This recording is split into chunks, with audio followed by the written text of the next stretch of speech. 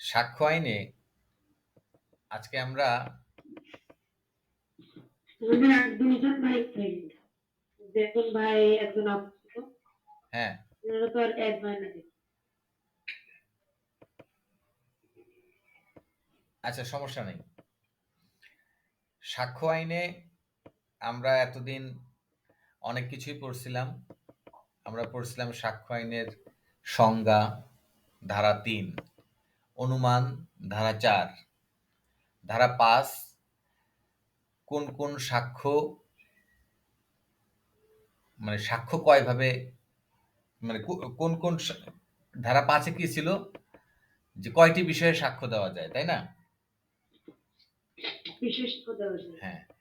তারপরে আমরা ধারা, কোন কোন ধারা প্রাসঙ্গিক, এই সম্পর্কে আমরা পড়েছিলাম ৬, ৭, ৮, ৯, ১০, ১১। তারপরে আমরা পড়ছিলাম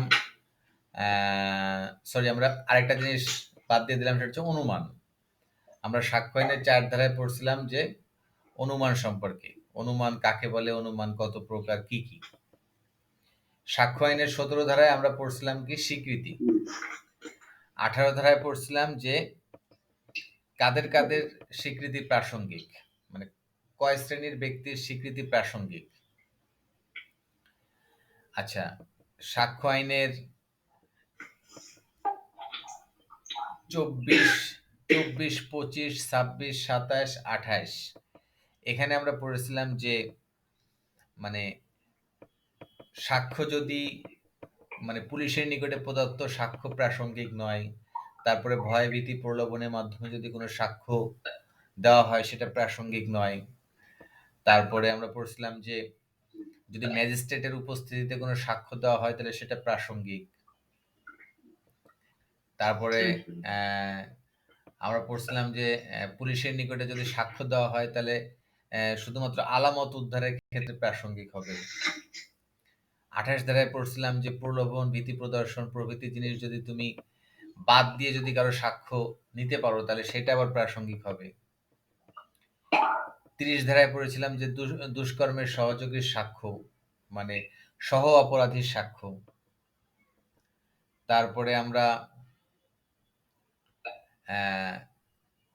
১৩৩ ধারায় পড়েছিলাম যে সহ অপরাধীর সাক্ষ্যের উপর ভিত্তি করে কাউকে শাস্তি দেওয়া যেতে পারে যদি নিজেকে জড়িয়ে যদি দোষ স্বীকার করে, অথবা ১১৪ খ ধারার বিধান মতে উপযুক্ত তথ্য সহ যদি সমর্থিত হয় সাক্ষ্যটা, তাইলে, আর না হলে না। তারপরে আমরা পড়ছিলাম ৩২ ধারায় পড়ছিলাম যে কয় শ্রেণীর ব্যক্তির, হ্যাঁ না, ৩২-এর ১ ধারায় হচ্ছে ডাইং ডিক্লারেশন, আর ৩২ ধারায় বলছিলাম যে কয় শ্রেণীর ব্যক্তির সাক্ষ্য প্রাসঙ্গিক হবে। ৪ শ্রেণীর ব্যক্তি পড়ছিলাম যে যখন কোনো ব্যক্তি মারা যায়, যখন কোনো ব্যক্তিকে খুঁজে পাওয়া যায় না, অথবা যদি তাকে আদালতে হাজির করা কষ্টসাধ্য হয়, এরকম ৪টা ক্ষেত্র পড়ছিলাম। ৩২-এর ১ ধারায় পড়েছিলাম যে মৃত্যুকালীন ঘোষণা। মৃত্যুকালীন ঘোষণা কি, মৃত্যুকালীন ঘোষণার জন্য শর্ত কি, মৃত্যুকালীন ঘোষণা কোন ক্ষেত্রে প্রযোজ্য নয়। ৩৩ ধারায় পড়েছিলাম যে কোনো একটা মামলা, কোনো একটা মামলা, ১ মিনিট, আমার ল্যাপটপের চার্জ শেষ হয়ে গেছে।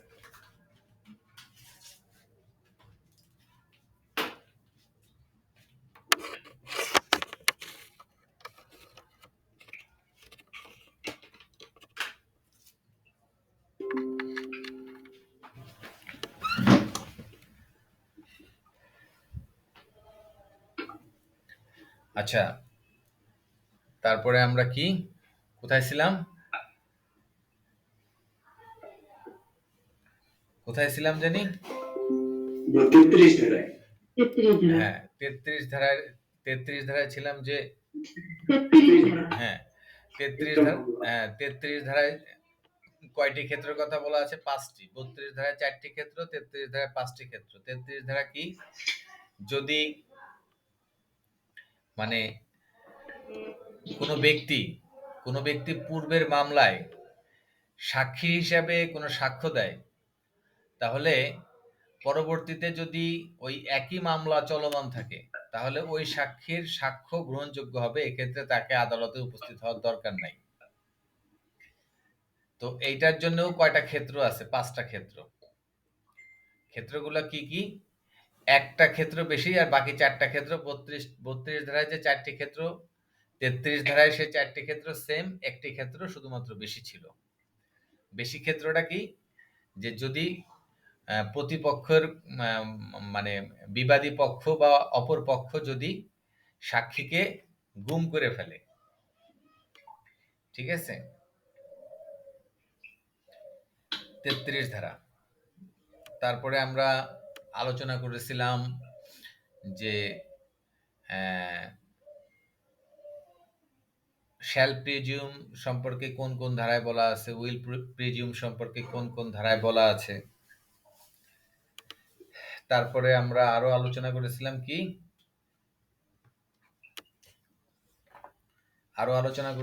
যে কি আলোচনা করেছিলাম, এটা রিমাইন্ড করায় দেন দেখি। ও, বলেছিলাম যে আদালত কয়টি ক্ষেত্র দৃষ্টিগোচরে নিতে পারেন, আদালত কয়টি বিষয়ে দৃষ্টিগোচরে নিতে পারেন। হ্যাঁ, মানে আদালতের দৃষ্টিগোচরের বিষয়সমূহ, এই সম্পর্কে ধারা আছে কয়টা? 3টা।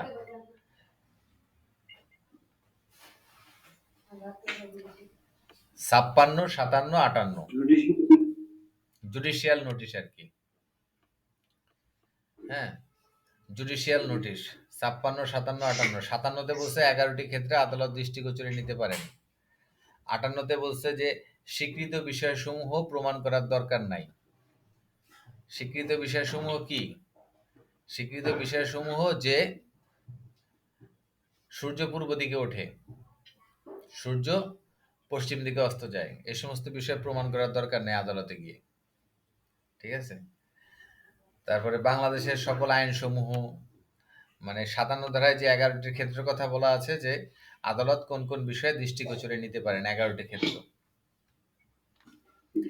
তারপরে আমরা 52, 53, 54 ধারায় পড়ছিলাম কি, যে দেওয়ানি মামলায় কথিত আচরণ প্রমাণ করিবার জন্য চরিত্র অপ্রাসঙ্গিক এবং অগ্রহণযোগ্য, আর ফৌজদারি মামলায় পূর্ববর্তী সৎ চরিত্র প্রাসঙ্গিক কিন্তু পূর্ববর্তী অসৎ চরিত্র প্রাসঙ্গিক না। আর 54 ধারায় বলছিলাম যে পূর্ববর্তী অসৎ চরিত্র প্রাসঙ্গিক হবে তখনই যখন কেউ বলবে যে শামীম একটা দুশ্চরিত্র লোক, তখন শামীমের প্রতিপক্ষের আইনজীবী বলবে কি যে না, শামীম একটা ভালো লোক। এটা হচ্ছে 54 ধারা। আর 53 ধারায় বলছে কি যে শামীম একটা ভালো লোক, এটাই শুধু আদালতে বলা যাবে, খারাপ লোক যে এটা বলা যাবে না। আর 54 ধারায় বলছে যে খারাপ লোক সেটা বলা যাবে যদি কেউ বলে যে শামীম ভালো লোক। ঠিক আছে? আর 52 ধারায় বলছে যে দেওয়ানি মামলায় চরিত্র অপ্রাসঙ্গিক। হ্যাঁ, জমি জমার সংক্রান্ত মামলা নিয়ে শামীম খারাপ লোক না ভালো লোক এটা কোনো ম্যাটার না, এই জন্য দেওয়ানি মামলায় চরিত্র অপ্রাসঙ্গিক। আচ্ছা, তারপরে আজকে আমরা আলোচনা করব মৌখিক সাক্ষ্য সম্পর্কে। মৌখিক সাক্ষ্যের ইংলিশ হচ্ছে ওরাল এভিডেন্স। কি? Oral evidence. আচ্ছা, তার আগে আমরা সাক্ষ্য আইনের একটা আমরা সাক্ষ্য কি সেটা একটু জানার চেষ্টা করি। ঠিক আছে? সাক্ষ্য আইন পড়ে শেষ করে ফেললাম। তো সাক্ষ্যর সংজ্ঞাটা আমি মাঝামাঝি জায়গায় দিচ্ছি এই কারণে যে যখন যেটা আসে তখন সেটা আসলে আলোচনা করাই ভালো। তো সাক্ষ্য কি? সাক্ষ্য হচ্ছে বিচারাধীন কোনো ঘটনা সম্পর্কে প্রমাণ বা অপ্রমাণের উদ্দেশ্যে কোনো বক্তব্য বা বস্তুকে সাক্ষ্য বলে।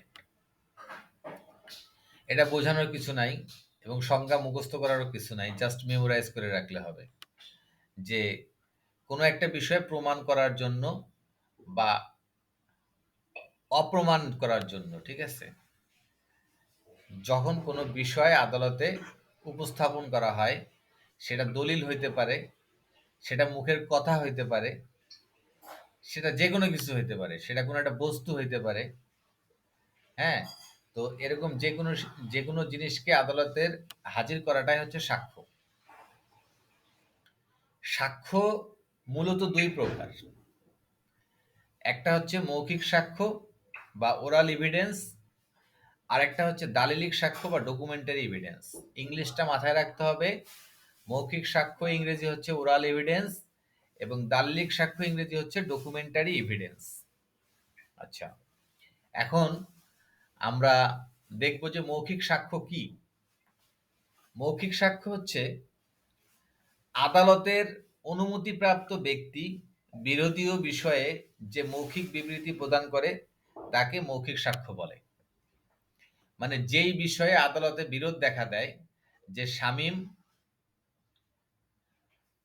একটা হত্যা করছে, শামীম হত্যা, আর এক পক্ষ বলছে শামীম হত্যা করছে, আর এক পক্ষ বলতেছে যে শামীম হত্যা করে নাই। এই যে বিরোধীয় বিষয়, এই বিরোধীয় বিষয় প্রমাণ করার জন্য শামীম তার পক্ষে কিছু সাক্ষী হাজির করছে, আবার শামীমের যে প্রতিপক্ষ সেই প্রতিপক্ষও কিছু সাক্ষী হাজির করছে। এখন এদেরকে আদালত সাক্ষী দিতে অনুমতি যদি দেয়, মানে অনুমতি দিবে কিনা তার উপর ডিপেন্ড করছে যে তারা কি সাক্ষ্য দিবে, এবং তার আদালতের অনুমতি সাপেক্ষে তারা আদালতে মৌখিকভাবে যে সাক্ষ্য দেয়, মানে মুখে যে বিবৃতি দেয়, সেটাই হচ্ছে মৌখিক সাক্ষ্য বা ওরাল এভিডেন্স। সোজা কথা মনে রাখবো, মানে মুখ থেকে যে বিবৃতিটা বের হয় সেটাই হচ্ছে মৌখিক সাক্ষ্য। আর দালিলিক সাক্ষ্যটা কি জিনিস? কোনো একটি দলিল যদি আদালতে উপস্থাপন করা হয় যে এই জমির প্রকৃত মালিক হচ্ছে শামীম, তো শামীম প্রকৃত মালিক কিনা সেটা প্রমাণ করার জন্য এই দলিলটা আদালতে হাজির করা হয়েছে। এখানে দলিল হচ্ছে একটা সাক্ষ্য, এই সাক্ষ্যকে বলা হচ্ছে দালিলিক সাক্ষ্য।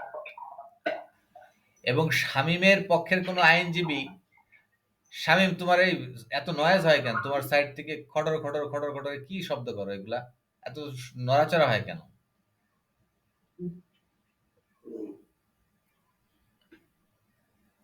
আচ্ছা, তাহলে তাহলে আমরা সাক্ষ্য পাইলাম ২ প্রকার, প্রধানত ২ প্রকার সাক্ষ্য। একটা হচ্ছে মৌখিক সাক্ষ্য আর একটা হচ্ছে দালিলিক সাক্ষ্য। আচ্ছা, এখন মৌখিক সাক্ষ্য আবার ২ প্রকার। মৌখিক সাক্ষ্য ২ প্রকার কি কি? একটা হচ্ছে প্রত্যক্ষ সাক্ষ্য বা ডাইরেক্ট এভিডেন্স, আরেকটা হচ্ছে পরোক্ষ সাক্ষ্য বা হিয়ারসি এভিডেন্স বা হিয়ারসি উইটনেস, তুমি যাই বলো। আমাকে পরীক্ষায় ধরছিল, মানে আমি ভাইবা পরীক্ষা দিতে গেছিলাম, তখন একজন বিচারপতি আমাকে যাওয়ার সাথে সাথেই প্রশ্ন করছিল, আচ্ছা বলেন তো হিয়ারসি উইটনেসটা কি জিনিস? তো আমি বললাম কি যে স্যার হিয়ারসি উইটনেস হচ্ছে যে শোনা সাক্ষ্য, নিজে দেখে নাই কিন্তু অন্যের মুখ থেকে শুনে যে সাক্ষ্য দিছে সেটাই হচ্ছে হিয়ারসি এভিডেন্স। তা বলছে তাহলে বলেন তো আই উইটনেসটা কি জিনিস? আমি বলছি স্যার আই উইটনেস হচ্ছে প্রত্যক্ষ সাক্ষ্য, অর্থাৎ নিজে প্রত্যক্ষ করছে, সাক্ষ্যটা নিজে চোখে দেখছে। এবার বলছে বলেন তো সাক্ষ্য আইনের কোন ধারায় বলা আছে? আমি বলছিলাম যে স্যার এটা সাক্ষ্য আইনের ৬০ ধারায় বলা আছে। এবার বলা আছে, বলতেছিল যে সাক্ষ্য আইনের ৬০ ধারায় কি বলছে বলেন তো? তো আমি বলছিলাম যে স্যার সকল সাক্ষ্যই প্রত্যক্ষ হতে হবে, পরোক্ষ কোনো সাক্ষ্য আদালতে গ্রহণযোগ্য হবে না। বলছে ওকে বুঝতে পারছি, আপনি আসেন। তো এই সেই সাক্ষ্য যেটা আমার মৌখিক পরীক্ষায় ধরছিল, ভাইভাতে ধরছিল আর কি। তো মৌখিক সাক্ষ্য, মানুষ মুখে যে সাক্ষ্য দেয়, এই সাক্ষ্য ২ প্রকার। একটা হচ্ছে ওরাল এভিডেন্স, এই ডাইরেক্ট এভিডেন্স, আর একটা হচ্ছে হিয়ারসি এভিডেন্স। ডাইরেক্ট এভিডেন্স বা আই এভিডেন্স মানে আই উইটনেস, মানে নিজের চোখে দেখা সাক্ষ্য, প্রত্যক্ষ সাক্ষ্য। শামীম যে খুন করছে তার ডলি নিজের চোখে দেখছে, ডলি নিজের চোখে দেখে আদালতে গিয়ে সাক্ষ্য দিচ্ছে, এটাই হচ্ছে শোনা সাক্ষ্য, ওই প্রত্যক্ষ সাক্ষ্য। আর শামীম যে খুন করছে তার ডলে নিজে দেখে নাই, ওই সুমার কাছ থেকে শুনছে, এটাই হচ্ছে পরোক্ষ সাক্ষ্য বা জনশ্রুত সাক্ষ্য। তো এটাই হচ্ছে সাক্ষ্য আইনের প্রকারভেদ।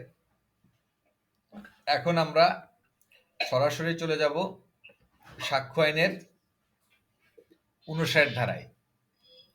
ঠিক আছে? 59 ধারায় বলছে কি, কোনো ঘটনা মৌখিক সাক্ষ্য দ্বারা প্রমাণ করতে হবে। কোনো ঘটনা কি সাক্ষ্য দ্বারা প্রমাণ করতে হবে? মৌখিক সাক্ষ্য দ্বারা। তবে সেটা যদি দলিলের বিষয়বস্তু হয়, সেক্ষেত্রে দলিল দ্বারাই সাক্ষ্য প্রমাণ করতে হবে। সেখানে মৌখিক সাক্ষ্য গ্রহণযোগ্য হবে না। মানে যেখানে দলিল লাগবে, যেমন এই জমিটার প্রকৃত মালিক হচ্ছে আমি, তাহলে আমার একটা দলিল আছে।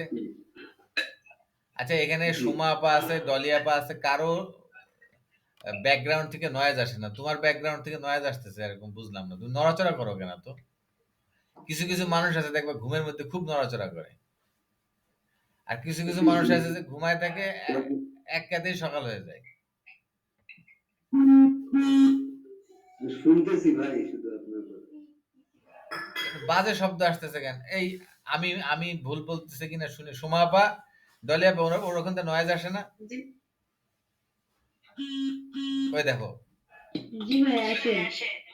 খুব বাজে, মিউট করে রাখো না কেন? আচ্ছা, হ্যাঁ, এবার ঠিক আছে।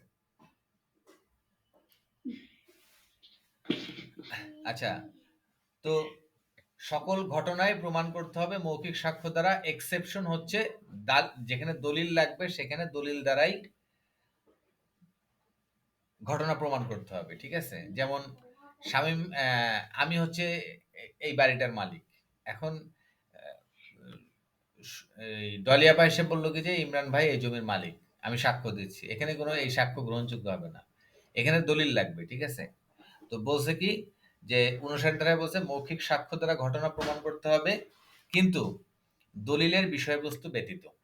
শর্ত একটাই, যে দলিলের বিষয়বস্তু ব্যতীত বাকি সকল ক্ষেত্রে মৌখিক সাক্ষ্য দ্বারা ঘটনা প্রমাণ করতে হবে। আমি এটা ধরবো, ঠিক আছে, আপনাদেরকে। আচ্ছা, এটা হচ্ছে 59 ধারায় বলছে। 60 ধারায় বলছে এই যে মৌখিক সাক্ষ্য দ্বারা সকল ঘটনা প্রমাণ করতে হবে, তবে এই মৌখিক সাক্ষ্য হতে হবে প্রত্যক্ষ, মানে নিজের চোখ কান নাক মুখ দিয়ে দেখতে হবে, শুনতে হবে, হ্যাঁ, যে শামীম খুন করছে। অন্যথায় এই সাক্ষ্য গ্রহণযোগ্য হবে না। এটা হচ্ছে ধারা 60। ধারা 59 বলছে মৌখিক সাক্ষ্য দ্বারা প্রমাণ করতে হবে যে কোনো ঘটনা শুধুমাত্র দলিলের বিষয়বস্তু ছাড়া। আর 60 ধারায় বলছে এই যে মৌখিক সাক্ষ্য, মৌখিক সাক্ষ্য দ্বারা প্রমাণ করতে পারবেন, কিন্তু মৌখিক সাক্ষ্যটা হতে হবে প্রত্যক্ষ। আচ্ছা, ধারা 60 আবার ব্যতিক্রম আছে, যে মৌখিক সাক্ষ্য দ্বারা আপনি প্রমাণ করতে পারবেন, কিন্তু দুইটা ব্যতিক্রম আছে। একটা হচ্ছে 32 ধারায় মৃত্যুকালীন, 32 32-এর 1 ধারায় মৃত্যুকালীন ঘোষণা, আর 32 ও 33 ধারা, সোজা কথা। কারণ 32 ও 33 ধারায় আমরা পড়ছি কি যে মৃত্যুকালীন ঘোষণায় যে ব্যক্তি সাক্ষ্য দিছে সে ব্যক্তি সাক্ষ্য দিয়েই মরে গেছে। এখন মরা ব্যক্তিরে তো আর কবর থেকে তুলে নিয়ে এসে সাক্ষ্য দেওয়া যাবে না। এক্ষেত্রে কি হবে? এক্ষেত্রে ওই মরার আগে যার কাছে সাক্ষ্য দিয়ে গেছিল, সে তার হয়ে মৌখিক সাক্ষ্য আদালতে দিতে পারবে, তখন তার সাক্ষ্য আদালত গ্রহণ করবে। এটাই বলছে আমাদের 60 ধারায়, যে মৌখিক সাক্ষ্য অবশ্যই প্রত্যক্ষ হতে হবে। ইংলিশটা হচ্ছে হিয়ারসি এভিডেন্স মাস্ট বি ডাইরেক্ট। ব্যতিক্রম হচ্ছে 32 ও 33 ধারা। আচ্ছা, 61 ধারায় বলছে দলিলের বিষয়বস্তু বা দলিলের বিবরণ প্রমাণ আদালত কর্তৃক পরিদর্শন বা পরীক্ষা নিরীক্ষা করার জন্য যে দলিল উপস্থাপন করা হয় তা দালিলিক সাক্ষ্য বলে গণ্য। ঠিক আছে? মানে আমি ওই যে 59 ধারায় যে বলছিলাম যে দলিলের বিষয়বস্তু ব্যতীত সমস্ত ঘটনা মৌখিক সাক্ষ্য দ্বারা প্রমাণ করতে হবে, তো ধারা 61-তে আমাদের বলছে কি দলিলের বিষয়বস্তু প্রমাণ, মানে দলিলের বিষয়বস্তু কি? দলিলের বিষয়বস্তু হচ্ছে দলিলের মধ্যে যা কিছু আছে এগুলা প্রমাণ করতে হবে দলিল দ্বারা। আবার দলিলের বিষয়বস্তু আবার দুই ভাবে প্রমাণ করা যায়। ঠিক আছে? একটা কি? একটা হচ্ছে প্রাথমিক বা মুখ্য সাক্ষ্য, আর একটা হচ্ছে মাধ্যমিক বা গৌণ সাক্ষ্য। প্রাথমিক বা মুখ্য সাক্ষ্য হচ্ছে ধারা 62 এবং মাধ্যমিক বা গৌণ সাক্ষ্য হচ্ছে ধারা 63। মানে দলিলের বিষয়বস্তু যে দলিল দ্বারা প্রমাণ করতে হবে, এই দলিল আবার দুই প্রকার। একটা হচ্ছে প্রাথমিক দলিল বা আমরা যদি তাকে প্রাথমিক বা মুখ্য সাক্ষ্য বলি, এটা ধারা হচ্ছে ৬২। আর মাধ্যমিক বা গৌণ সাক্ষ্য, এটাকে আমি যদি বলি যে সেকেন্ডারি এভিডেন্স, একটা হচ্ছে প্রাইমারি এভিডেন্স, একটা হচ্ছে সেকেন্ডারি এভিডেন্স। প্রাইমারি এভিডেন্স ধারা ৬২ এবং সেকেন্ডারি এভিডেন্স ধারা ৬৩। তার মানে ৬১ ধারায় যে দলিলের কথা বলা আছে, সেই দলিলের প্রকারভেদ বলা আছে ৬২ ও ৬৩ ধারায়। ৬২ ধারাটা হচ্ছে প্রাইমারি এভিডেন্স আর ৬৩ ধারাটা হচ্ছে সেকেন্ডারি এভিডেন্স। আচ্ছা, এখন প্রাইমারি এভিডেন্স বা প্রাথমিক সাক্ষ্যটা কি জিনিস? প্রাইমারি এভিডেন্স বা প্রাথমিক সাক্ষ্য বা প্রাইমারি এভিডেন্সটা হচ্ছে মূল দলিল। মূল দলিল কি? একটা জমির যে মূল দলিলটা থাকে সেটাকে বলা হয় হচ্ছে প্রাইমারি এভিডেন্স। এখন কোনো কারণে আপনি মূল দলিল হারিয়ে গিয়েছে অথবা খুঁজে পাচ্ছেন না বা এটসেট্রা, ঠিক আছে, বা অন্য কেউ নিয়ে গেছে, সেক্ষেত্রে আপনি কি করবেন? সেক্ষেত্রে আপনি এই যে আপনার যে ভূমি অফিসে গিয়ে বলবেন কি যে আমার এই দলিলের একটা নকল লাগবে, ৫০০ টাকা দিলে একটা দলিলের নকল দিয়ে দিবে। এই যে নকল দলিল, যখন আপনার মূল দলিলটা পাচ্ছেন না বা হারায় গেছে, সেক্ষেত্রে আপনি যে ওই মূল দলিলের একটা সার্টিফাইড কপি আপনাকে তারা দিবে, ওটাকে বলা হয় হচ্ছে নকল। ওইটাই হচ্ছে মাধ্যমিক সাক্ষ্য। তাহলে আমাদের ধারা ৬১, ৬২, ৬৩। ৬১তে হচ্ছে দলিলের বিষয়বস্তু প্রমাণ, ৬২তে হচ্ছে প্রাথমিক সাক্ষ্য, ৬৩তে হচ্ছে মাধ্যমিক সাক্ষ্য। আচ্ছা, তাহলে প্রাথমিক সাক্ষ্যের একটা উদাহরণ আমরা দেই, সেটা হচ্ছে কি সাব রেজিস্ট্রার কর্তৃক স্বাক্ষরিত বিক্রয় দলিলের অবিকল নকল। ঠিক আছে, একটা রেজিস্ট্রিকৃত বিক্রয় দলিল, এটা কিন্তু মূল দলিল। প্রশ্ন আসতে পারে এমসিকিউতে যে নিচের কোনটি মূল দলিল? তো ওখানে একটা থাকবে যেটা বলবে যে রেজিস্ট্রিকৃত বিক্রয় দলিল, আরেকটা থাকবে শুধু বিক্রয় দলিল, আরেকটা বলবে অলিখিত বিক্রয় দলিল। ঠিক আছে, তো আপনারা ওখানে রেজিস্ট্রিকৃত বিক্রয় দলিলটাকে কারেক্ট অ্যান্সার দিবেন, কারণ কোনো একটা বিক্রয় দলিল যদি রেজিস্ট্রিকৃত না হয় সেটা সরকারি দলিল হবে না, ঠিক আছে, বা মূল দলিল হবে না। রেজিস্ট্রিকৃত বিক্রয় দলিলটা একটা মূল দলিল এবং একটা সরকার, তখন একটা সরকারি ডকুমেন্টস হয়ে যাবে। ঠিক আছে, যেহেতু সাব রেজিস্ট্রার অফিস থেকে এটা রেজিস্ট্রি করা, তখন এটা হয়ে যাবে মূল দলিল। আর এটাই হচ্ছে মূল দলিল আর কি। ঠিক আছে, সাব রেজিস্ট্রার কর্তৃক স্বাক্ষরিত বিক্রয় দলিলের অবিকল নকল, এটা হচ্ছে একটা মূল দলিল। প্রশ্ন আসতে পারে, জিনিসটা মাথায় রেখেন। আচ্ছা, ধারা ৬৩তে বলছে কি মাধ্যমিক সাক্ষ্য। মাধ্যমিক সাক্ষ্য কি? মূল দলিল থেকে যে কোনো উপায়ে প্রস্তুতকৃত দলিলকে বলা হয় মাধ্যমিক সাক্ষ্য। যেমন জাবেদা নকল ও ক্ষেত্র বিশেষ ফটোকপি ও মাধ্যমিক সাক্ষ্য বলে গণ্য হবে। মানে যে কোনো জিনিসের ফটোকপি আর কি, সেটাও মাধ্যমিক সাক্ষ্য বলে গণ্য হবে। আবার মূল বিক্রয় দলিলের যে ফটোকপি, এটাও মাধ্যমিক সাক্ষ্য বলে গণ্য হবে। আচ্ছা, এখন আমরা দেখব যে এই মাধ্যমিক সাক্ষ্য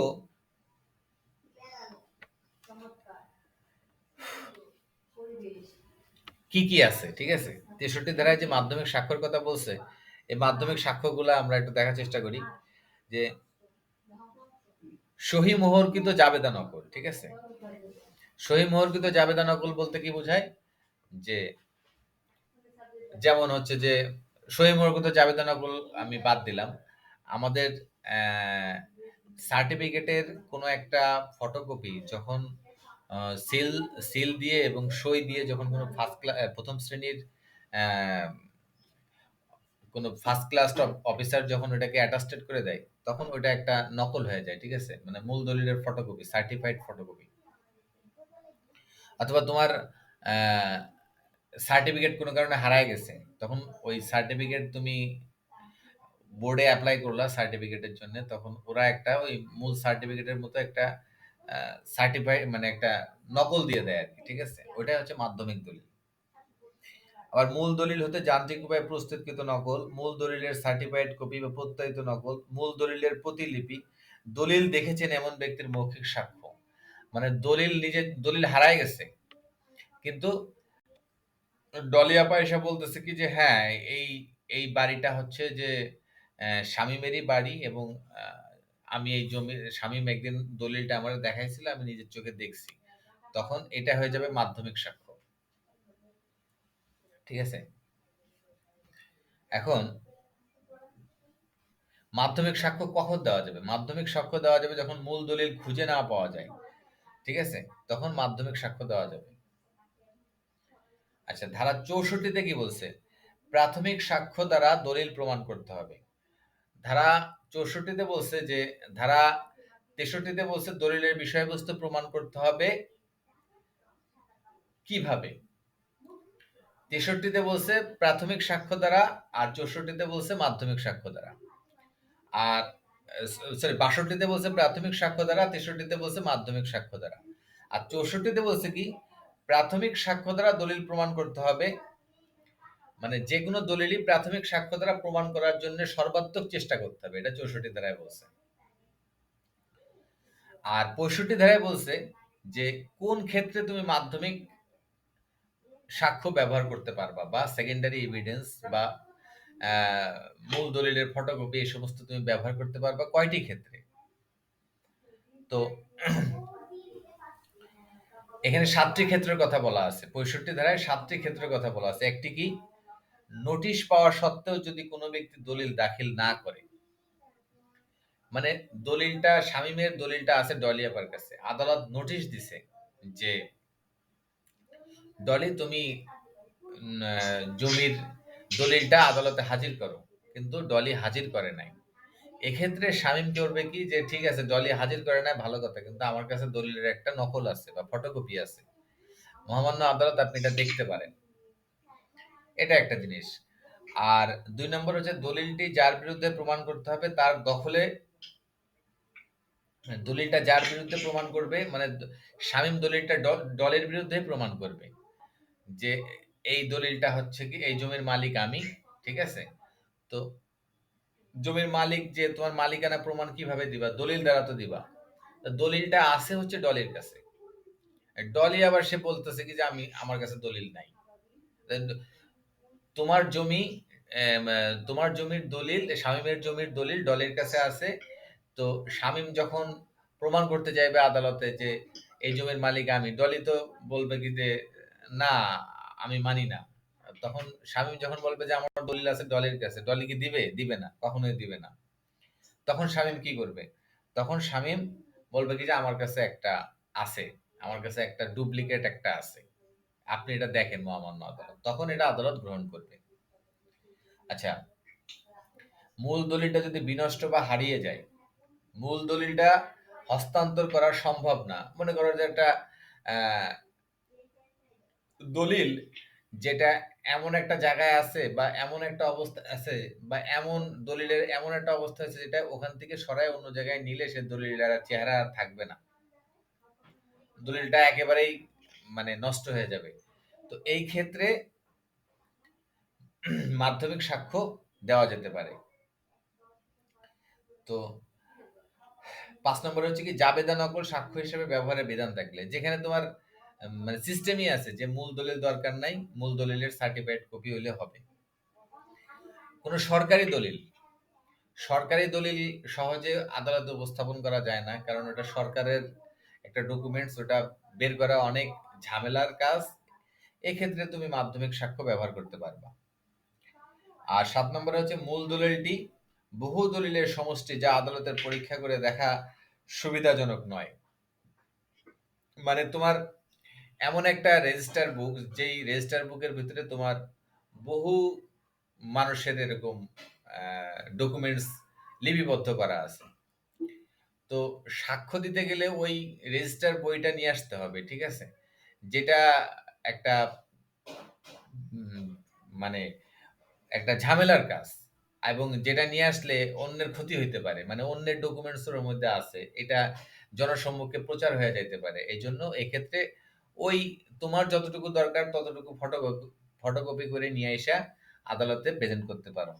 তো এই ৭টা জিনিস আমাদের মাথায় রাখতে হবে যে ৬৫ ধারায় ৭টি ক্ষেত্রে মাধ্যমিক সাক্ষ্য দেওয়া যেতে পারে। আর যদি এই ৭টি ক্ষেত্রের সাথে না মেলে তাহলে আমাদেরকে চলে যেতে হবে ৬৪ ধারায়। ৬৪ ধারায় কি প্রাথমিক সাক্ষ্য দ্বারা দলিল প্রমাণ করতে হবে। আচ্ছা, তো এই যে দলিলের বিষয়বস্তু প্রমাণ ৬১ থেকে ৬৫, এই কটা মনে রাখতে হবে যে দলিলের বিষয়বস্তু প্রমাণ করতে হবে ধারা ৬১ থেকে ৬৫ ধারা, এই কয়টা ধারার মধ্যে আর কি, ঠিক আছে। আচ্ছা, এবার হচ্ছে ধারা ৬৮। ধারা ৬৮-তে বলছে কি, আইনে যে সকল দলিল প্রত্যয়ন করার বিধান থাকে সে সকল দলিল কিভাবে প্রমাণ করতে হবে তার সাক্ষ্য আইনের ৬৮ থেকে ৭১ ধারায় আলোচনা করা আছে। মানে যে সকল দলিল প্রত্যয়ন করতে হবে, প্রত্যয়ন করতে হবে মানে কি অ্যাটাস্টেড করতে হবে। যে সমস্ত দলিল অ্যাটাস্টেড ছাড়া আদালতে গ্রহণযোগ্য হবে না। দলিল একটা নিয়ে এসে আদালতে দিলেই হবে না, ওটা অ্যাটাস্টেড করা থাকতে হবে। তো কোন কোন দলিল অ্যাটাস্টেড করতে হবে এবং কিভাবে অ্যাটাস্টেড করতে হবে এই সম্পর্কিত বিধান সাক্ষ্য আইনের ৬৮ থেকে ১৭১ ধারায় দেওয়া হয়েছে। এটাকে বলা হচ্ছে দলিল প্রত্যয়ন। আচ্ছা, ধারা ৬৯ ধারায় বলছে যখন প্রত্যয়নকারী সাক্ষী খুঁজে না পাওয়া যায় তখন দলিল সম্পাদনের বিষয় প্রমাণ। মানে প্রশ্ন আসতে পারে যে যখন প্রত্যয়নকারী সাক্ষী খুঁজে পাওয়া যায় না তখন দলিল সম্পাদনের বিষয়টি কিভাবে প্রমাণ করা যাবে। মানে দলিল প্রত্যয়নকারী সাক্ষী খুঁজে পাওয়া যায় না মানে কি, মানে ওই দলিলটা যে অ্যাটাস্টেড করছে, ঠিক আছে, ওই অ্যাটাস্ট করার সময় যে মানে যে দেখছে বা যে অ্যাটাস্টেড করছে তাকে খুঁজে পাওয়া যাচ্ছে না, সেক্ষেত্রে তুমি কি করবা? সেক্ষেত্রে ওই দলিল প্রমাণ করা যাবে দুই ভাবে। এক হচ্ছে একজন প্রত্যয়নকারীর সাক্ষ্য প্রমাণ করে, আর দুই হচ্ছে দলিল সম্পাদনকারীর সাক্ষ্য প্রমাণ করে। এই জিনিসগুলো আপনারা আইন পাঠ বইতে পাবেন, ঠিক আছে। আমি বিভিন্ন জায়গা থেকে কালেকশন করছি, তবে আইন পাঠ বইতে সুন্দর করে দেওয়া আছে, এবং খুব বুঝায় দেওয়া আছে। এই যে প্রত্যয়ন সম্পর্কে আমি বলছি, প্রত্যয়ন থেকে অনেক সময় প্রশ্ন আসে, ঠিক আছে। এই ৬৮ থেকে ৭১ ধারা এর ভিতর থেকে হয়তো একটা প্রশ্ন থাকলেও থাকতে পারে যে দলিল মানে প্রত্যয়নকারী সাক্ষী যখন খুঁজে না পাওয়া যায় তখন দলিল কিভাবে প্রমাণ করতে হবে। আবার দলিলের কোনো পক্ষ যদি দলিল সম্পাদনের বিষয়টি স্বীকার করে তবে উক্ত স্বীকারোক্তি দলিল সম্পাদনের বিষয়ে প্রমাণে যথেষ্ট। মানে দলিলের কোনো পক্ষ, মানে শামীম আর দলের ভিতরে একটা দলিল সম্পাদন হয়েছে, মানে যে কোনো একটা চুক্তি তো এক ধরনের দলিল। তো চুক্তি সম্পাদনের বিষয়টা যদি মানে শামীম এবং ডলি স্বীকার করে নেয় যে হ্যাঁ আমাদের মধ্যে একটা চুক্তি হয়েছে এবং এই চুক্তিটা আমরাই করছি, সেক্ষেত্রে ওই ওই যে ওই যে ওই দলিলটা প্রমাণ করার জন্য এটা হচ্ছে যথেষ্ট প্রমাণ। এটা বলছে সাক্ষ্য আইনের ৭০ ধারায়। তো সাক্ষ্য আইনের ৬৮ থেকে ৭১ ধারায় খুব বেশি জিনিস পড়ার দরকার নেই, জিনিসটা মাথায় রাখতে হবে যে ৬৮ থেকে ৭১ ধারায় বলছে যে কোনো একটি দলিল কিভাবে প্রত্যয়ন করতে হবে এবং দলিল প্রত্যয়ন করতে গেলে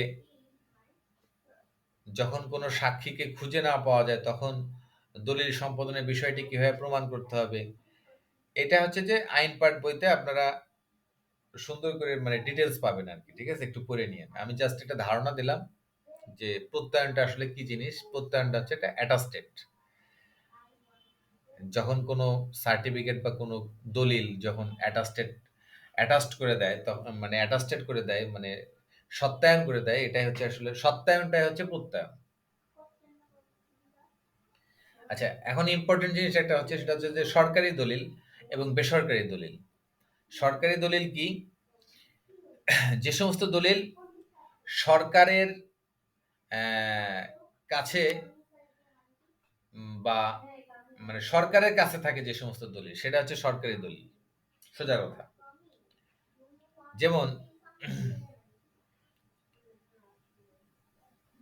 যেমন হচ্ছে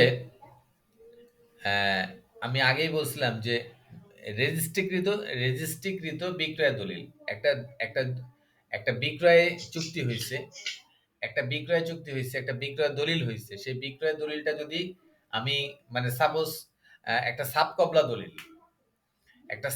দলিল, কিরকম, যে শামীম হচ্ছে আহ, ডলির কাছে একটা তার ১ বিঘা জমি বিক্রি করে দিছে। এই এই এই যে এই যে বিক্রয় দলিল এটা কি করলো, ওই শামীম আবার রেজিস্ট্রি অফিসে গিয়ে এটা রেজিস্ট্রি করে দিল ইয়ের নামে, ডলির নামে। তখন ওই দলিলটা কি করবে, সরকারের কাছে থাকবে, মানে সাব রেজিস্ট্রার অফিসে রিজার্ভ থাকবে। তখন ওইটা হয়ে যাবে সরকারি দলিল। কিন্তু শামীম যদি একটা বিক্রয় দলিল সম্পাদন করে ডলিকে একটা জিনিস বিক্রি করে এবং ওই দলিলটা যদি রেজিস্ট্রি করা না হয়, তাহলে তো এটা তো সরকারের কাছে রিজার্ভ থাকবে না, ওটা থাকবে শামীমের কাছে, তো ডলের কাছে, তখন ওইটা আর সরকারি দলিল হবে না। তো সরকারি দলিলের আমরা কিছু উদাহরণ দেখলে বুঝতে পারবো, যেমন সার্বভৌম কর্তৃপক্ষের কার্যাবলীর নথিপত্র, সরকারি প্রতিষ্ঠান বা ট্রাইব্যুনালের নথিপত্র, বাংলাদেশে সরকারিভাবে রক্ষিত ব্যক্তিগত দলিলের নথিপত্র, বাংলাদেশ বা কমনওয়েলথ বা বিদেশি আইন বা বিচার বা শাসন বিভাগীয় নথিপত্র। মানে আমি যেটা বলছিলাম যে এই বাংলাদেশের সরকারিভাবে রক্ষিত ব্যক্তিগত দলিলের নথিপত্র, ওই যে ব্যক্তিগত দলিল হচ্ছে বিক্রয় দলিল। এই বিক্রয় দলিলটা যখন সরকারের কাছে রক্ষিত থাকে তখন ওইটা হয়ে যায় সরকারি দলিল। আবার সরকারি প্রতিষ্ঠান বা ট্রাইব্যুনালের নথিপত্র, যেমন হচ্ছে কোনো মামলার আর্জি, মানে কোনো একটি অভিযোগ, কোনো একটি বাদী যখন একটা মামলা দায়ের করে আর্জি দাখিলের মাধ্যমে, সে আর্জিটা তো আহ, সেরেস্তাদারের কাছে দেয়, ঠিক আছে। সেরেস্তাদার আবার এটা কি করে, একটা মামলা নাম্বার দেয়, মামলা নাম্বার দিয়ে ওই সরকারের যে একটা রেজিস্টার বই থাকে ওখানে ওই মামলাটা রেজিস্টার করে নেয় এবং আর্জিটা তখন আদালতের কাছে রক্ষিত থাকে। ওইটা হয়ে যায় হচ্ছে সরকারি দলিল। মামলার আর্জি এটা হয়ে যায় তখন সরকারি দলিল। কিন্তু যতক্ষণ পর্যন্ত এটা আদালতের কাছে, সেরেস্তাদারের কাছে না দেওয়া হয়, ততক্ষণ পর্যন্ত এটা কিন্তু আর সরকারি দলিল হয় না, তখন এটা প্রাইভেট দলিল থাকে। আবার সার্বভৌম কর্তৃপক্ষের কার্যাবলীর নথিপত্র, যেমন কর্তৃপক্ষের কার্যাবলীর নথিপত্র, সরকারি কোনো একটা ডকুমেন্টস, ঠিক আছে, সরকারি কোনো একটা ডকুমেন্টস সরকারের কাছে রক্ষিত আছে, এটা একটা সরকারি দলিল। আবার যেমন রায়, ডিক্রি, আদেশ, আর্জি বা জবাব সরকারি দলিল বলে গণ্য হবে। কোনো একটা মামলার রায় বা ডিক্রি এটাও একটা সরকারি দলিল। আদালতের কোনো আদেশ এটাও সরকারি দলিল। মামলার আর্জি বা জবাব সরকারি দলিল বলে গণ্য হবে, ঠিক আছে। আর এজাহার, স্বীকারোক্তি, আদালতের গৃহীত সাক্ষীর জবানবন্দি সরকারি দলিল বলে গণ্য হবে। নিবন্ধিত চুক্তিপত্র, যেটা বুঝলাম আগে যে বিক্রয় দলিল, রাজস্ব কর্মচারীর রক্ষিত নথিপত্র, খতিয়ান প্রভৃতি সরকারি দলিল বলে গণ্য হবে। এটা জমির খতিয়ান ভূমি অফিসে থাকে, তো সেটা অবশ্যই সরকারি দলিল। সোজা কথা, সরকারের কাছে যা থাকে সেটা হচ্ছে সরকারি দলিল। আর এটা হচ্ছে ধারা ৭৪। আর ৭৫ কি, বেসরকারি দলিল। ৭৪ ধারায় বর্ণিত সরকারি দলিল ব্যতীত সকল দলিল সমূহ বেসরকারি দলিল বলে গণ্য হবে। অর্থাৎ ওই যে বিক্রয় দলিলটা যদি সরকারের কাছে না থেকে যদি শামীমের কাছে থাকে অথবা ডলের কাছে থাকে, তখন ওটা হয়ে যাবে বেসরকারি দলিল। অর্থাৎ ব্যক্তিগত মালিকানাধীন সকল দলিল সমূহ, যেমন আদমশুমারি, বিশ্ববিদ্যালয়ের গেজেট, ডাক্তার কর্তৃক আয়কর বিবরণী, বিক্রয় চুক্তিপত্র, রেজিস্ট্রিকৃত বিক্রয় চুক্তিপত্র হয়ে গেলে তখন সেটা হয়ে যাবে সরকারি দলিল। আর শুধু বিক্রয় চুক্তিপত্র হলে সেটা হয়ে যাবে বেসরকারি দলিল। তো ৭৪ এবং ৭৫ ধারায় আমাদের সরকারি এবং বেসরকারি দলিল সম্পর্কে বলা আছে। আচ্ছা, ধারা ৭৬ বলছে কি, সরকারি দলিলের প্রত্যয়িত অনুলিপি। সরকারি দলিলের প্রত্যয়িত অনুলিপি, সরকারি দলিলের প্রত্যয়িত অনুলিপি কি? সাপোজ একটা মামলার আর্জি, ওটা তো সরকারি দলিল। তো কেউ আরজির নকল তুলতে গেছে, ঠিক আছে, কোর্টে। আরজির নকল তুলতে গেলে সেই আরজির মানে অরিজিনাল কপিটা তো দিবে না, দিবে হচ্ছে ওর একটা নকল। কিন্তু ওই যে প্রত্যয়ন সম্পর্কে বলছিলাম না যে অ্যাটাস্টেড করে দিবে, তো সেরকম একটা অ্যাটাস্টেড করে দিবে। এটাই হচ্ছে ৭৬ ধারায় বলছে যে সরকারি দলিলের প্রত্যয়িত অনুলিপি। সরকারি দলিলের জিম্মাদার প্রত্যেক সরকারি কর্মচারী। উক্ত দলিল প্রদর্শনের অধিকার সম্পন্ন কোনো ব্যক্তি চাইলে দলিলের অনুলিপি তাকে সরবরাহ করবেন। মানে এই সরকারি দলিলের জিম্মাদার, যেমন আরজি কোর্টের যে আরজি, হ্যাঁ, এই আরজির যে জিম্মাদার, এই জিম্মাদার হচ্ছে একজন সেরেস্তাদার। তো আহ, শামীম আর ডলির ভিতরে কোনো একটা মামলা, ডলি শামীমের বিরুদ্ধে মামলা করছে, সে মামলার আরজিটা কোর্টে আছে। তো শামীম শামীমের যে আইনজীবী আছে সে গিয়ে ওই আরজির একটা নকল তুলতে চাইলো। তো নকল যদি তুলতে চায় তাহলে এখানে ওই কোর্টের যে মানে ওইটার যে রক্ষক আছে, ওই আরজিটার যে রক্ষক মানে যার তত্ত্বাবধানে আরজিটা আছে, সে শামীমকে ওটা দিতে বাধ্য থাকবে। এই কথাই বলছে ৭৬ ধারায়, যে ওই দলিল প্রদর্শনের অধিকার আছে এমন কোনো ব্যক্তি চাইলে ওই দলিলের জিম্মাদার দিতে বাধ্য থাকবে। ঠিক আছে? তবে শর্ত হচ্ছে কি প্রত্যয়ন সংযোগ করে দিবেন আর স্বাক্ষর করবেন ও সই-মোহর দিয়ে দিবেন। ঠিক আছে? মানে প্রত্যয়ন সংযোগ করবেন মানে কি অ্যাটাস্টেড করে দিবেন, স্বাক্ষর করবেন এবং সই-মোহর দিবেন। আচ্ছা, এই হয়ে গেল হচ্ছে যে আমাদের সরকারি দলিল, বেসরকারি দলিল। তাহলে সরকারি দলিল, বেসরকারি দলিল সম্পর্কে বলছে ৭৪ এবং ৭৫ ধারায়। এবং সরকারি দলিল পরিদর্শনের কোনো ব্যক্তি যদি চায় তাহলে ওই দলিলের জিম্মাদার দিতে বাধ্য থাকবে, এটা বলছে ৭৬ ধারায়। আর এই আর কি। আর আমরা তো ৭৯ থেকে ৭৯ ধারায় বলছিলাম, ৭৯ থেকে ৯০, ৭৯ থেকে ৯০, ৯১ এই ধারা পর্যন্ত, এই ধারাগুলা তো আমরা আগেই শেষ করছিলাম যখন আমরা অনুমান নিয়ে আলোচনা করছিলাম যে কোন কোন অনুমান শ্যাল প্রিজিউম, কোন কোন অনুমান মে প্রিজিউম। তো শ্যাল প্রিজিউমের ক্ষেত্রে আমরা বলছিলাম কত ৭৯, ৮০,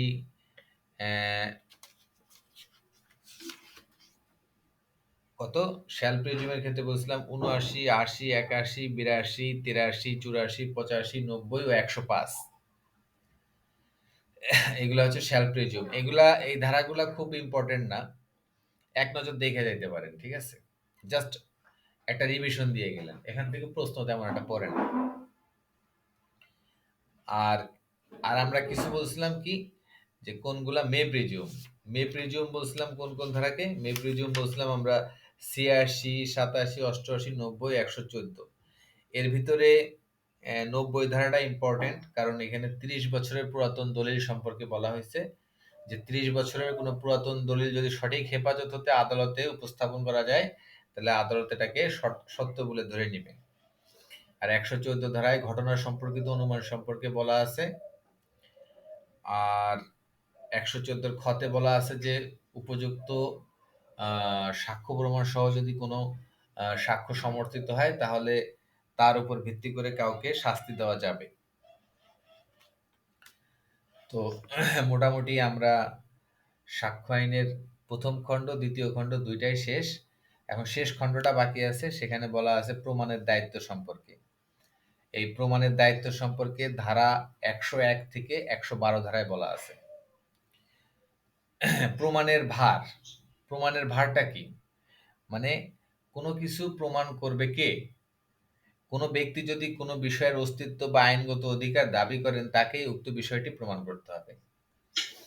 মানে শামীম যদি বলে যে ডলি যদি বলে যে শামীম খুন করছে, শামীম এই যে মার্ডারার, তো এই যে ডলি বলছে শামীম একজন খুনি, এটা ডলিকেই প্রমাণ করতে হবে।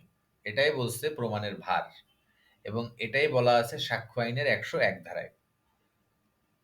সাক্ষ্য আইনের 101 ধারায় বলছে প্রমাণের দায়িত্ব যে অভিযোগ দায়ের করে অর্থাৎ বাদী, রাষ্ট্রপক্ষ বা অভিযোগকারীর দায়িত্ব। মানে বাদীর দায়িত্ব হচ্ছে সে যার বিরুদ্ধে অভিযোগ করছে সে অভিযোগ প্রমাণ করা তার দায়িত্ব। আর ধারা 102 বলছে প্রমাণের দায়িত্ব যার উপরে বর্তায়। মামলা বা মামলার কার্যক্রমে কোনো পক্ষ হতে সাক্ষ্য দেয়া বা না দেয়া হলে সেক্ষেত্রে মামলার যে পক্ষ হারবে মামলার বিষয়বস্তু প্রমাণের দায়িত্ব তার উপরে বর্তাবে। অর্থাৎ শামীমের এই দলের সাক্ষ্যের উপর ভিত্তি করে শামীমের বিপক্ষে আদালত রায় বা ডিক্রি দিয়ে দিল। তো শামীম যখন মানে এটা প্রোটেস্ট করবে যে না আমি খুন করি নাই, এই যে শামীম বলছে না আমি খুন করি নাই, এইটা প্রমাণের দায়িত্ব আবার শামীমের। অর্থাৎ যে বিষয় আদালতে উপস্থাপন করবে সেটা প্রমাণের দায়িত্ব হচ্ছে তার। তো আমাদেরকে মনে রাখতে হবে যে সাক্ষ্য আইনের 101 ধারায় যে প্রমাণের কথা বলা আছে সেটা হচ্ছে বাদীর, আর 102 ধারায় যে প্রমাণের দায়িত্ব সম্পর্কে বলা আছে এটা হচ্ছে যে মামলায় যে হেরে যাবে তার। 100 ভালোভাবে মাথায় রাখেন যে 101 ধারায় বলছে 101 ধারায় প্রমাণের দায়িত্ব হচ্ছে বাদী বা অভিযোগকারী বা রাষ্ট্রের, আর 102 ধারায় হচ্ছে মামলায় যে হেরে যাবে সেটা বাদীও হইতে পারে বিবাদীও হইতে পারে। মামলায় যে হারবে, হারার পরে সে যদি দাবি করে যে না আ- আমার আমাকে মিথ্যাভাবে হারানো হয়েছে, তো সেই যে যুক্তি দেখাবে সেই যুক্তি প্রমাণের দায়িত্ব হচ্ছে তার। ঠিক আছে, সোজা কথা মামলার পরাজিত ব্যক্তির দায়িত্ব 102 ধারায়। আচ্ছা 103 ধারায় কি বলছে? কোন নির্দিষ্ট বিষয় প্রমাণের দায়িত্ব। কোন নির্দিষ্ট বিষয় প্রমাণের দায়িত্ব আমি বলছিলাম যে সাক্ষ্য আইনের 11 ধারায় পিলে অব এলিবির কথা বলছিলাম। ঠিক আছে, অন্যত্র থাকার অজুহাত।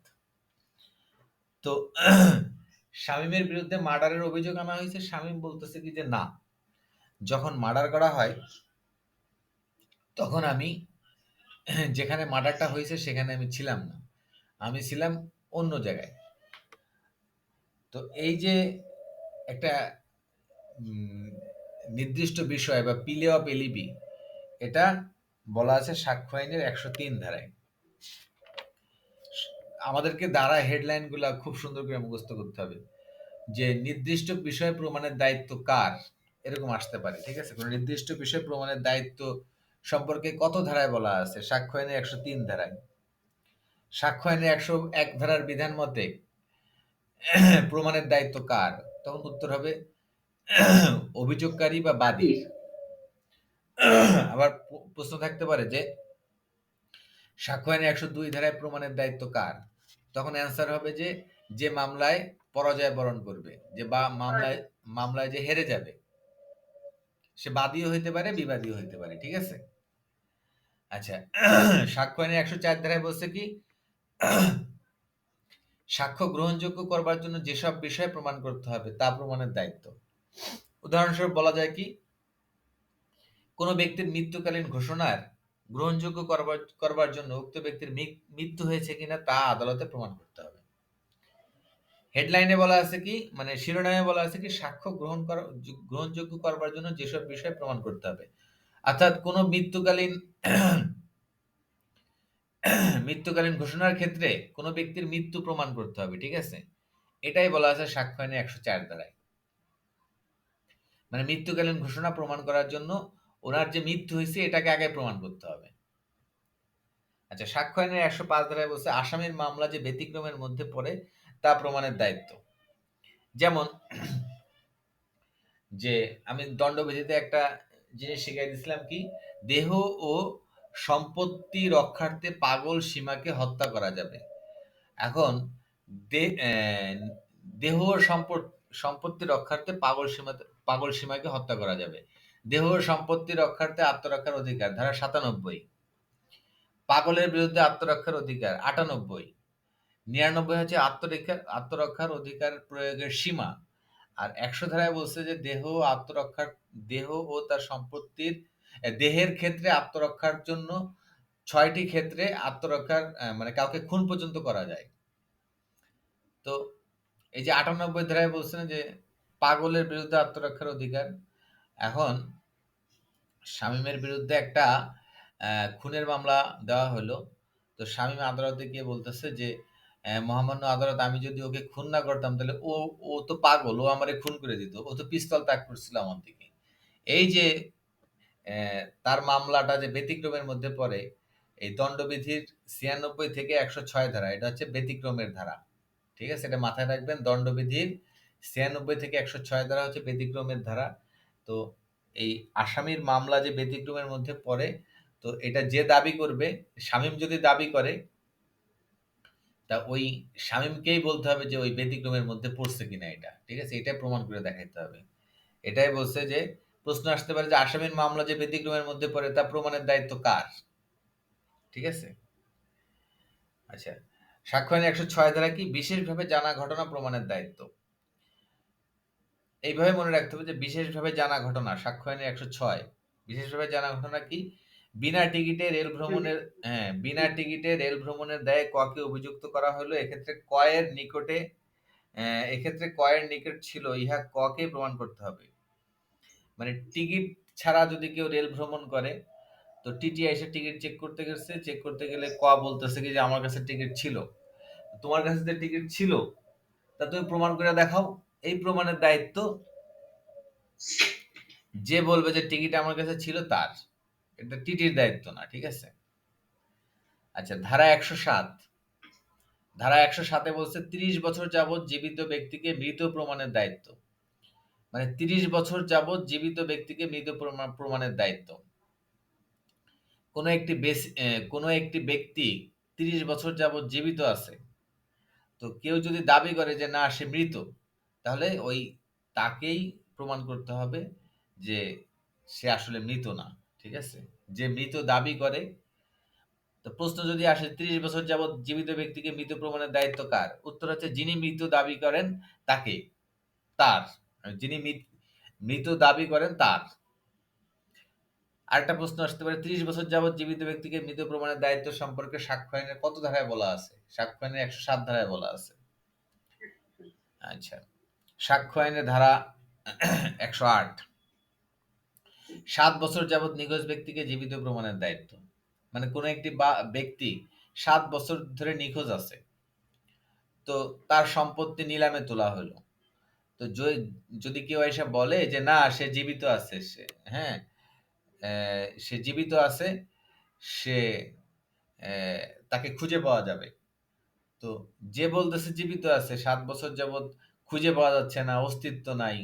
যেমন মনে করেন যে বিএনপির কোন এক লোক নিখোঁজ, মানে গুম হয়ে গেছিল না?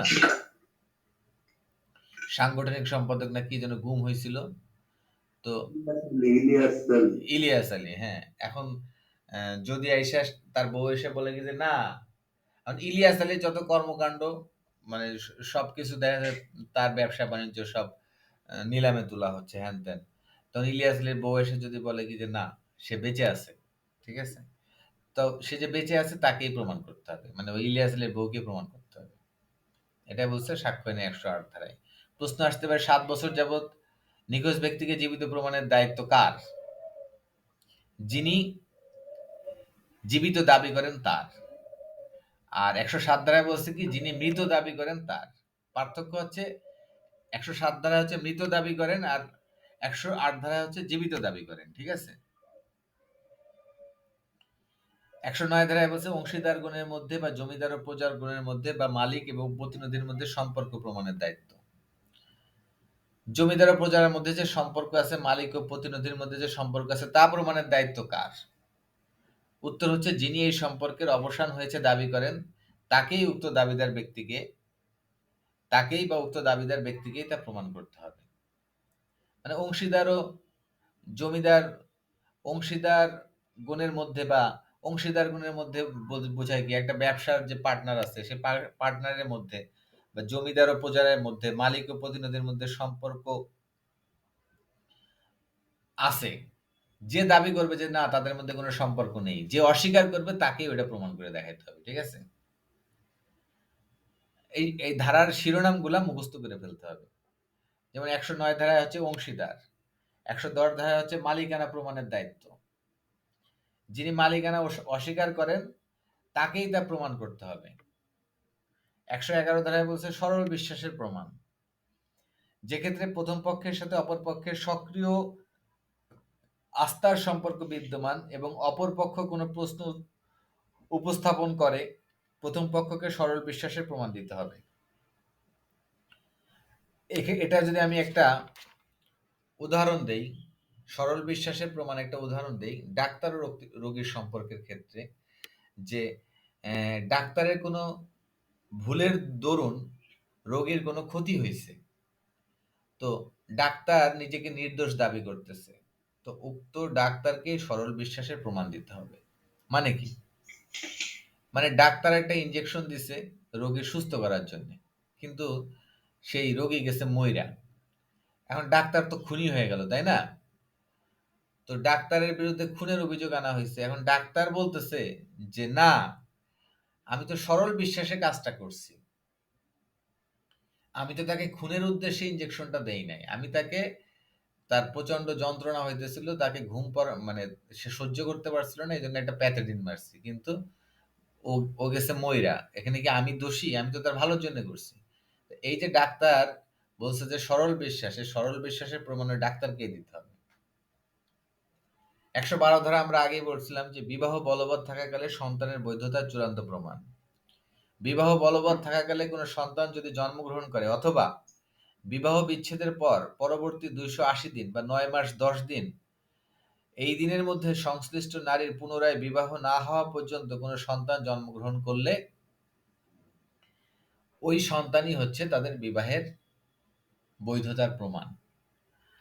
তার মানে বিবাহ বলবৎ থাকাকালীন যদি কোনো সন্তান জন্ম নেয় অথবা বিবাহ বিচ্ছেদ হয়ে গেছে, এর মধ্যে 280 দিন পার হয়ে গেছে, কিন্তু ওই মহিলা অন্য কোথাও আর বিয়ে করে নাই, এমত অবস্থায় একটা সন্তান জন্ম নিছে, ঠিক আছে? তো এই সন্তানই হচ্ছে ওই স্বামী স্ত্রীর বৈধতার চূড়ান্ত প্রমাণ। আচ্ছা, ধারা 113 বাতিল। 114তে বলছে কি, যে ঘটনা সম্পর্কিত অনুমান, আদালত কতিপয় বিষয়ের অস্তিত্ব অনুমান করতে পারবে, এটা বলছে ঘটনা সম্পর্কিত অনুমান। আচ্ছা, তাহলে প্রমাণের প্রমাণের কাজ সব শেষ। প্রমাণের কাজ কত থেকে কত ধারায়? প্রমাণের বিষয়বস্তু হচ্ছে 101 ধারা থেকে 112 ধারা, ঠিক আছে? সরকারি দলিল বেসরকারি দলিল কত ধারায়? 74 আর 75 ধারায়। মৌখিক সাক্ষ্য, দালিলিক সাক্ষ্য প্রভৃতি সম্পর্কে বলা আছে, মৌখিক সাক্ষ্য সম্পর্কে বলা আছে 59 60 ধারায়। আর দালিলিক সাক্ষ্য, দলিলের বিষয়বস্তু প্রমাণ বা দালিলিক সাক্ষ্য সম্পর্কে বলা আছে 61 থেকে 65 ধারায়। প্রত্যয়ন সম্পর্কে বলা আছে 68 থেকে 69 ধারায়। তো এতটুকুই আজকে আমরা আলোচনা করলাম। কালকে মানে নেক্সটে আমরা সাক্ষ্য আইনটা শেষ করে দিব, ঠিক আছে? বাদ বাকি যতটুকু আছে সাক্ষ্য আইনটা শেষ করে দিব। সাক্ষ্য আইনে আসলে ধারাগুলা মুখস্থ রাখতে হয়, ঠিক আছে? যেটার ভিতরে কোনো প্রশ্ন আছে সেগুলা তো আমি আলোচনা করে দিচ্ছি, আর যেটা আলোচনা করব না সেটা শুধু ধারাগুলা মনে রাখতে হবে।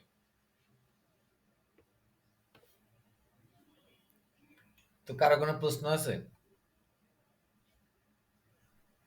আজকের বিষয়ে?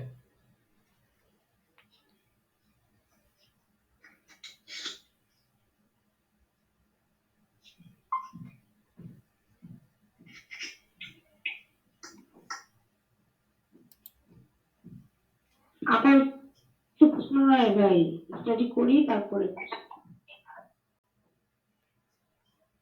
না, বুঝতে পারেননি এমন কিছু নাই?